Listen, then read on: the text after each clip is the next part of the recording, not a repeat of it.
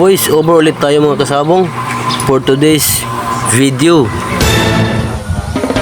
Di ko na videoan mga kasabong yung pagpapaligo sa mga manok. So ayan, binilad ko na sa araw yung mga manok mga kasabong. So yung nasa dumping na yan mga kasabong, mga manok ko na pinaliguan ko. So samahan nyo ulit sa aking panibagong video, panibagong vlog, panibagong araw mga kasabong. Bago ka pa lang sa aking YouTube channel, don't forget to click the notification bell, like, share, and comment para updated kayo sa aking susunod na i-upload na video mga kasabong. Alright, let's go!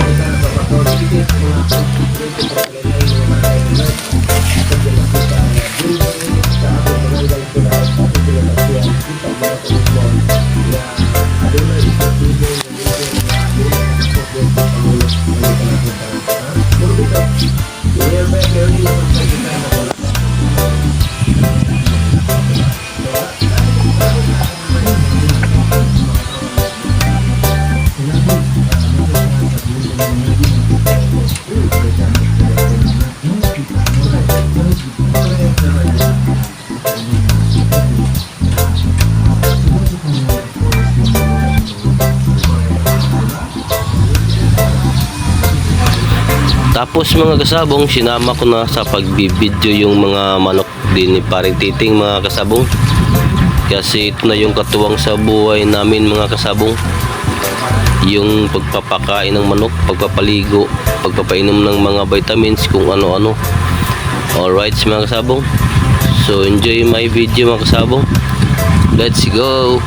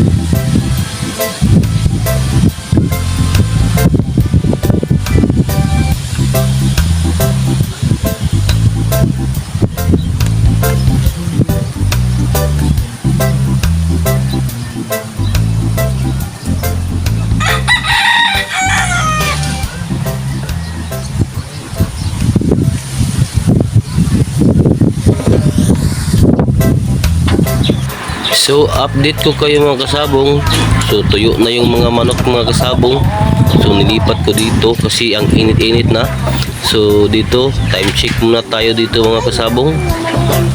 Ang oras natin ngayon ay alas 2:32 na ng hapon mga kasabong. Alright mga kasabong. So tapusin yung video hanggang dulo mga kasabong. Alright. So dito na part mga kasabong, hindi ko na lang kinuha yung mga 4 months na mga manok ko sa dumping kasi wala akong katulong sa paglipat ng manok at sa paglipat sa dumping mga kasabong.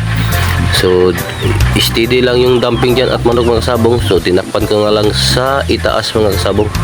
So nakikita nyo mga kasabong sa taas may mga takip na mga marine, tsaka yung mga tarp or marine ba na malaki tsaka maliit. So ayan mga kasabong. So tuyo na yung mga manok mga kasabong. Ayan. Tapos dun sa kabila din. Alright mga kasabong.